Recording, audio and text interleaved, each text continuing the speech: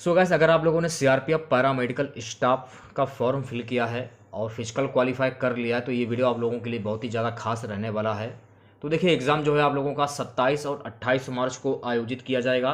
शेष 13 दिन आप लोगों के पास शेष बचे हुए हैं। तो इस वाले वीडियो में सीआरपीएफ पैरामेडिकल स्टाफ 2023 की परीक्षा के लिए एक और प्रैक्टिस सेट सॉल्व करेंगे, जिसमें हम लोग जीके, जीएस और जीए के क्वेश्चन डिस्कस करेंगे। तो वीडियो काफ़ी इंपॉर्टेंट है आप लोगों के लिए, तो वीडियो को कंप्लीट बिना स्किप के पूरा जरूर देखेगा आप लोग। वीडियो अच्छा लगे तो प्लीज़ वीडियो को लाइक और शेयर ज़रूर करें। और जो भी नए बच्चे हैं, जिन बच्चों ने चैनल को सब्सक्राइब नहीं किया, तो प्लीज़ चैनल को सब्सक्राइब करके नोटिफिकेशन बेल ऑन करना ना भूलें। तो चलिए वीडियो को स्टार्ट करते हैं। खुद से प्रयास कीजिएगा इन सभी क्वेश्चन के आंसर देने का। 2 से 3 सेकंड के बाद मैं आंसर क्लियर कर दूंगा। तो आज के सेशन में पहला क्वेश्चन, मानव सेवा के लिए स्थापित रेड क्रॉस का मुख्यालय कहाँ स्थित है? तो मानव सेवा के लिए स्थापित रेड क्रॉस का जो मुख्यालय है स्विट्जरलैंड जिनेवा में स्थित है। इसे वर्ष 1917, 1944 और 1963 में 3 बार नोबेल पुरस्कार प्रदान किया गया है। यह भी फैक्ट आपको ध्यान में रखना है, ठीक है। अगला क्वेश्चन, पंजाबी भाषा किस लिपि में लिखी जाती है? सो गाइस, पंजाबी भाषा है जो ये गुरुमुखी लिपि में लिखी जाती है। तो बी ऑप्शन करेक्ट हो जाएगा। देखिए, यहाँ से एक क्वेश्चन बन जाता है अगर पेपर में पूछा जाए कि गुरुमुखी का अर्थ क्या होता है, तो आपको ध्यान में रखना है कि गुरुमुखी का अर्थ होता है गुरुओं के मुख से निकली हुई बोली या बाणी, ये आप कह सकते हैं। अगला क्वेश्चन देखेगा। सो गाइस, अगला क्वेश्चन है कि प्लॉट इकोनॉमिक फॉर इंडिया के लेखक कौन है? प्लॉट इकोनॉमिक फॉर इंडिया के लेखक की बात हो रही है यहाँ पे। तो इसके लेखक हैं doctor Visvesvaraya. Option A correct हो जाएगा। तो देखिए, यहाँ पे आपको एक बात ध्यान में रखनी है कि प्लॉट इकोनॉमिक फॉर इंडिया के जो लेखक हैं वो हैं डॉक्टर विश्वेश्वरैया। ये पुस्तक इन्होंने 1934 में लिखी थी। ये भी फैक्ट आपको ध्यान में रखना है। इस पुस्तक में उन्होंने देश की आय को दोगुना करने के उद्देश्य से एक 10 वर्षीय योजना का प्रस्ताव किया था। ये भी फैक्ट आपको ध्यान में रखना है। अगला क्वेश्चन देखिएगा, राज्यसभा एक स्थायी सदन है जो कभी भी भंग नहीं होता। इसके सदस्यों का कार्यकाल कितने वर्षों का होता है? देश के स्थायी सदन राज्यसभा के सदस्यों का कार्यकाल जो है ये 6 वर्षों का होता है। और आपको ये बात और ध्यान रखनी है कि ये सदन कभी भंग नहीं होता है। यह भी फैक्ट आपको ध्यान में रखना है। अगला क्वेश्चन देखिएगा, वायुमंडल की संरचना में धरातल से कौन सा मंडल 32 से 60 किलोमीटर के मध्य स्थित है? डी ऑप्शन करेक्ट हो जाएगा, ओजोन मंडल। महत्वपूर्ण फैक्ट जान लीजिए, धरातल से 32 किलोमीटर से 60 किलोमीटर के मध्य ओजोन मंडल है। इस मंडल में ओजोन गैस की परत पाई जाती है जो सूर्य से आने वाली परावैंगनिक किरणों को अवशोषित कर लेती हैं। इसलिए इसे पृथ्वी का सुरक्षा कवच भी कहा जाता है। अगर पेपर में क्वेश्चन पूछा जाए कि पृथ्वी का सुरक्षा कवच किसे कहा जाता है, तो पृथ्वी का सुरक्षा कवच ओजोन मंडल को कहा जाता है। ये आपको ध्यान में रखना है। सॉरी, ओजोन गैस को कहा जाता है। ये आपको फैक्ट ध्यान में रखना है। छोटे से छोटे भी क्वेश्चन परीक्षा में पूछ लिए जाते हैं, कहीं से भी क्वेश्चन पूछे जा सकते हैं। तो जो भी मैं आपको फैक्ट बता रहा हूँ उन सभी फैक्ट को अच्छे से याद करते चलिए आप लोग। अगला क्वेश्चन देखिएगा, छठा क्या है? मध्य एशिया के स्टेपी क्षेत्र के निवासियों द्वारा बनाए गए मानवीय आवास को क्या कहते हैं? इसे हम कहते हैं यूर्थ। सी ऑप्शन करेक्ट हो जाएगा। अगला क्वेश्चन देखिएगा। अगला क्वेश्चन है कि बच्चों में टीकाकरण को बढ़ावा देने के लिए भारत सरकार द्वारा किस वर्ष मिशन इंद्रधनुष योजना की शुरुआत की गई? वर्ष 2012, वर्ष 2010, वर्ष 2016, वर्ष 2014। डी ऑप्शन करेक्ट हो जाएगा, वर्ष 2014। आठवां क्वेश्चन देखेगा, जब किसी देश की प्रधान मुद्रा स्वर्ण में परिवर्तनशील होती है तो इस मौद्रिक व्यवस्था को क्या कहा जाता है? स्वर्णमान, कर्व ट्रेडिंग, हीनाट प्रबंधन, मुद्रा संकुचन। ए ऑप्शन करेक्ट हो जाएगा। इसे हम कहते हैं स्वर्णमान। नवा क्वेश्चन देखेगा गाइस, भारत चीन युद्ध के बाद सीमावर्ती क्षेत्रों की सुरक्षा के लिए सशस्त्र सीमा बल एसएसबी का गठन किस वर्ष किया गया? वर्ष 1963, वर्ष 1960, वर्ष 1958, वर्ष 1965। सभी क्वेश्चन के आंसर आप कमेंट बॉक्स में जरूर दीजिएगा। इससे आप लोगों की तैयारी बहुत ही अच्छी होगी और आपका रिवीजन भी हो जाएगा। ए ऑप्शन करेक्ट हो जाएगा, वर्ष 1963। अब देखिए यहाँ से एक क्वेश्चन बन जाता है कि दिसंबर 2022 में एसएसबी ने अपना कौन सा स्थापना दिवस मनाया। तो दिसंबर 2022 में एसएसबी ने अपना 59वां स्थापना दिवस मनाया। ये फैक्ट आपको ध्यान में रखना है। सशस्त्र सीमा बल एसएसबी भारत का एक सीमा रक्षक बल है जो नेपाल और भूटान के साथ देश की सीमा की रक्षा करता है। अच्छा, इसका मुख्यालय कहाँ पर है, ये भी क्वेश्चन पूछा जा सकता है पेपर में। तो इसका मुख्यालय नई दिल्ली में स्थित है। इसके महानिर्देशक कौन है, तो एसएसबी के महानिर्देशक हैं अनीस दयाल सिंह। मूल एजेंसी है केंद्रीय सशस्त्र पुलिस बल। ये सभी फैक्ट आपको ध्यान में रखने हैं। चलिए बढ़ते हैं अगले क्वेश्चन की ओर। अगला क्वेश्चन क्या है, अगला क्वेश्चन है गाइस कि मल्टी प्रोसेसिंग होती है। तो मल्टी प्रोसेसिंग क्या होती है, डी ऑप्शन करेक्ट हो जाएगा, उपरोक्त में से कोई नहीं। अगला क्वेश्चन है गाइस कि किस गवर्नर जनरल के कार्यकाल में हस्तक्षेप की नीति अपनाई गई। 1793 से 1798 के मध्य governor general sir John Shore ने हस्तक्षेप की नीति अपनाई। इन्हीं के समय ब्रिटिश संसद में 1793 ईस्वी का चार्टर एक्ट पारित किया गया। तो 1793 का जो चार्टर एक्ट जो है ये वो इन्हीं के समय में पारित किया गया। तो बी ऑप्शन करेक्ट हो जाएगा, सर जॉन शोर। चलिए बढ़ते हैं अगले क्वेश्चन की ओर। अगला क्वेश्चन है भारत ने अगस्त 2021 में किस देश के साथ दक्षिण चीन सागर में नौसैनिक अभ्यास किया। Vietnam, Singapore, Philippines, Malaysia. C option correct हो जाएगा, फिलीपींस। चलिए अगला क्वेश्चन देखिएगा। क्वेश्चन है गाइस कि किस अधिवेशन में मुस्लिम लीग ने कांग्रेस के साथ मिलकर एक संयुक्त समिति की स्थापना की थी। ए ऑप्शन करेक्ट हो जाएगा, लखनऊ अधिवेशन 1916। अब देखिए यहां से एक क्वेश्चन बन जाता है कि दिसंबर 1916 का लखनऊ समझौता भारतीय राष्ट्रीय कांग्रेस और किसके बीच एक समझौता था। तो आपको ध्यान में रखना है कि दिसंबर 1916 का लखनऊ समझौता भारतीय राष्ट्रीय कांग्रेस और मुस्लिम लीग के बीच एक समझौता था। ये आपको ध्यान में रखना है। जो ये आपकी लखनऊ संधि थी ये दिसंबर 1916 में लखनऊ में आयोजित दोनों दलों के एक संयुक्त सत्र में भारतीय राष्ट्रीय कांग्रेस और मुस्लिम लीग के बीच एक समझौता था। यह आपको फैक्ट ध्यान में रखना है। अगला क्वेश्चन देखिएगा।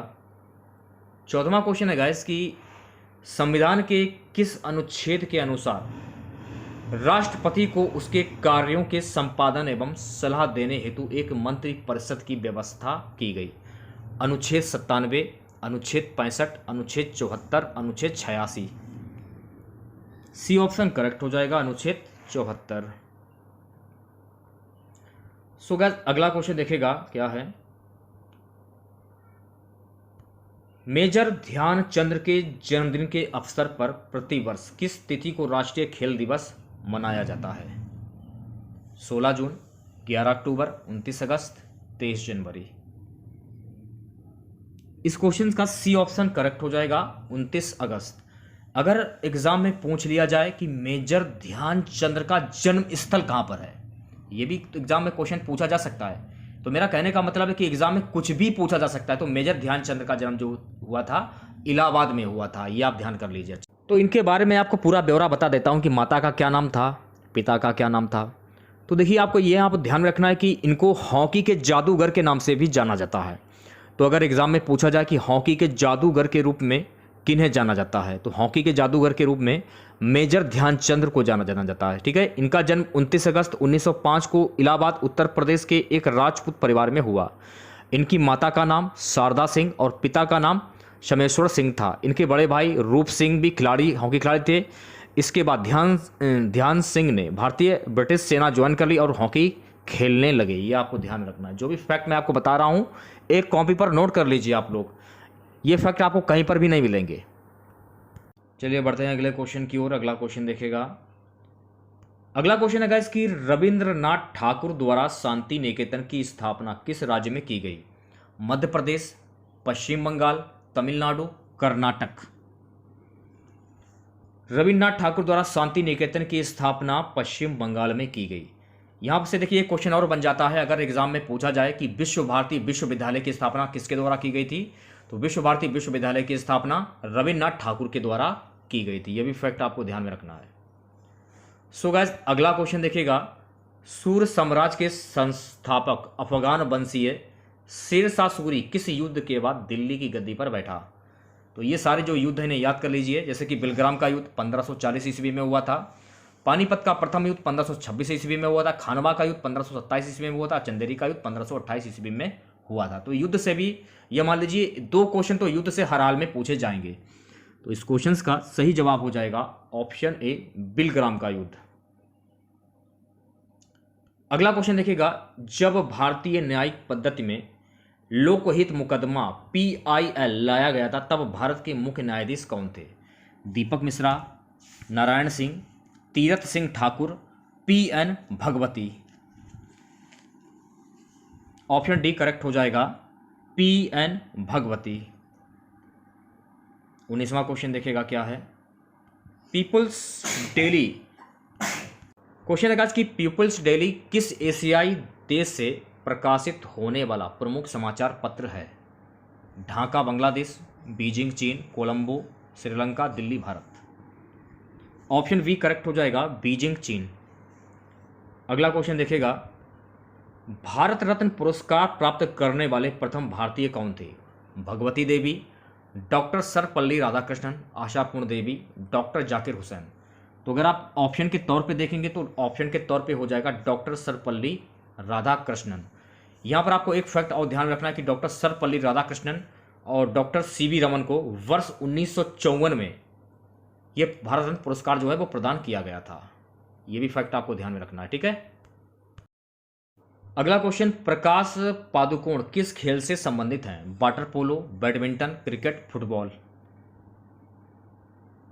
ऑप्शन वी करेक्ट हो जाएगा, बैडमिंटन। यहाँ पर आपको एक फैक्ट और ध्यान में रखना है कि फिल्म अभिनेत्री दीपिका पादुकोण जो हैं ये इनके पिता हैं। प्रकाश पादुकोण जो हैं इनके पिता हैं दीपिका पादुकोण के। ये आपको फैक्ट ध्यान में रखना है। अगला क्वेश्चन देखिएगा, थोड़ा सा इसे छोटा कर लेते हैं ताकि सारे ऑप्शन आप लोगों को दिखाई पड़े। दक्षिण पूर्वी एशियाई राष्ट्रों का संघ आसियान किस वर्ष स्थापित किया गया था? 31 जुलाई 1962, 8 अगस्त 1967, 18 अगस्त 1977, 12 सितंबर 1972। तो इस क्वेश्चन का सही जवाब हो जाएगा ऑप्शन वी, 8 अगस्त 1967 को बैंकॉक थाईलैंड में स्थापित किया गया था। तो कहां पर स्थापित किया गया था यह भी आप लोग याद कर लीजिए, बैंकॉक थाईलैंड में स्थापित किया गया था। कब स्थापित किया गया था? 8 अगस्त 1967 को। चलिए बढ़ते हैं अगले क्वेश्चन की ओर। संयुक्त राष्ट्र संघ के किस अंग को विश्व का पुलिसमैन भी कहा जाता है? महासभा, सुरक्षा परिषद, प्रन्यास परिषद, सचिवालय। ऑप्शन वी करेक्ट हो जाएगा, सुरक्षा परिषद। अगला क्वेश्चन आपकी स्क्रीन पर। क्वेश्चन है गाइस कि कपास की खेती के लिए उपयुक्त काली मिट्टी को अन्य किस नाम से भी जाना जाता है? रेगुन मृदा, खादर मृदा, बांगर मृदा, सोनार मृदा। ए ऑप्शन करेक्ट हो जाएगा, रेंगुर मृदा। महत्वपूर्ण फैक्ट जान लीजिए इस क्वेश्चन से रिलेटेड। काली मिट्टी को रेंगुर और काली कपास मिट्टी भी कहा जाता है। ये बेसाल्ट से निर्मित होती है जो ज्वालामुखी उत्पत्ति का एक चट्टान होता है जिसमें फेरोमैग्नीशियम और भस्म फर्श होता है। यह कपास की खेती के लिए सबसे उपयुक्त होती है। यह भी फैक्ट आपको ध्यान रखना है। ये मध्य प्रदेश, महाराष्ट्र, तेलंगाना, कर्नाटक, गुजरात और आंध्र प्रदेश और तमिलनाडु के कुछ हिस्सों में फैली हुई है। अगला क्वेश्चन देखिएगा। प्रसिद्ध अभिनेत्री हेमा मालिनी किस शास्त्रीय नृत्य से पारंगत हैं? Mohiniyattam, Bharatanatyam, Kathakali, Kuchipudi. Option B correct हो जाएगा, भरतनाट्यम। आपको एक बात और ध्यान में रखनी है कि जो प्रसिद्ध अभिनेत्री हेमा मालिनी हैं ये मथुरा से लोकसभा सांसद भी हैं। करंट की मैं बात कर रहा हूं।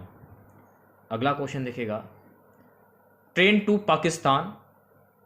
To Pakistan burial at sea के लेखक कौन हैं? मोरारजी देसाई, अमिताभ घोष, नीरज सिंह चौधरी, खुशवंत सिंह। सुप्रसिद्ध अंग्रेजी उपन्यासकार खुशवंत सिंह 1956 में प्रकाशित train to Pakistan burial at sea के लेखक हैं। तो अगर एग्जाम में पूछा जाए कि train to Pakistan burial at sea जो है ये किताब ये कब प्रकाशित की गई थी, तो ये प्रकाशित की गई थी वर्ष 1956 में। और इसके जो लेखक हैं वो हैं खुशवंत सिंह, तो डी ऑप्शन करेक्ट हो जाएगा। और एक बात और आपको ध्यान रखने की, खुशवंत सिंह को वर्ष 1974 में पद्म विभूषण से सम्मानित किया गया था, ये भी फैक्ट आपको ध्यान में रखना है। चलिए बढ़ते हैं अगले क्वेश्चन की ओर। अगला क्वेश्चन देखिएगा, स्वास्थ्य विज्ञान विश्वविद्यालय विधेयक 2021 किस राज्य की विधानसभा द्वारा पारित किया गया? असम, आंध्र प्रदेश, उड़ीसा, अरुणाचल प्रदेश। तो सही जवाब हो जाएगा option C, Odisha. So guys अगला क्वेश्चन देखिएगा।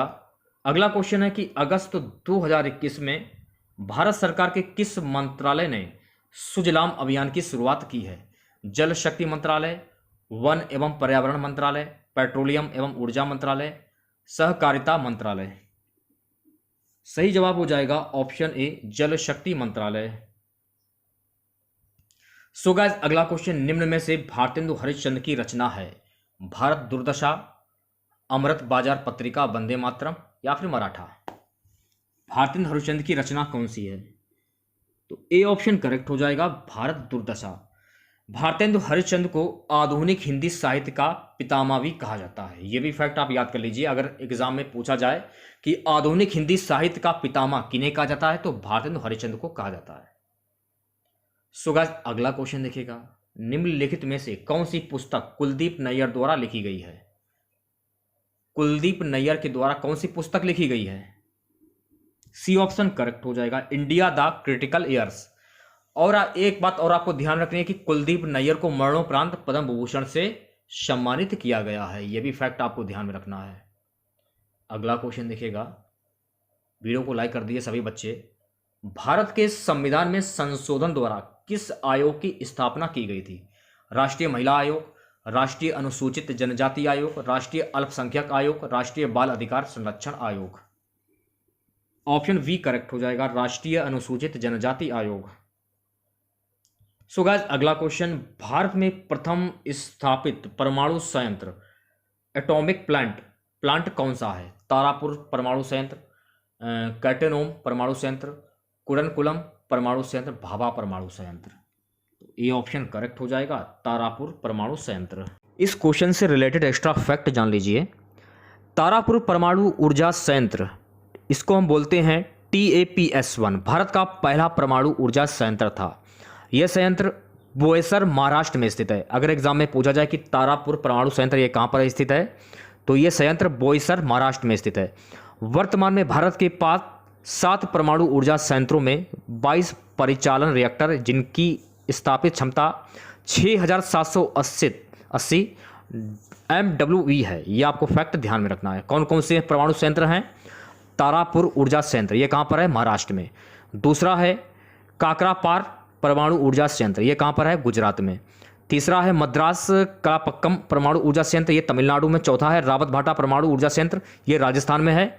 अगला है कुंडनकुलम, ये तमिलनाडु में है। अगला है परमाणु संयंत्र कैगा, ये कर्नाटक में है। सातवां है नरोरा जो है ये उत्तर प्रदेश में स्थित है। ये आप सभी फैक्ट आपको ध्यान में रखने हैं। तो ये मान लीजिए कि परमाणु संयंत्र से भी लगभग एक क्वेश्चन तो हर हाल में इस बार परीक्षा में पूछा जाएगा। अगला क्वेश्चन देखिएगा, CAD का पूर्ण रूप क्या है? CAD का पूर्ण रूप क्या है? तो CAD का पूर्ण रूप होता है computer aided design. A option correct हो जाएगा। नेक्स्ट क्वेश्चन देखिएगा, वाचस्पति पुरस्कार किस संस्था मंत्रालय के द्वारा दिया जाता है?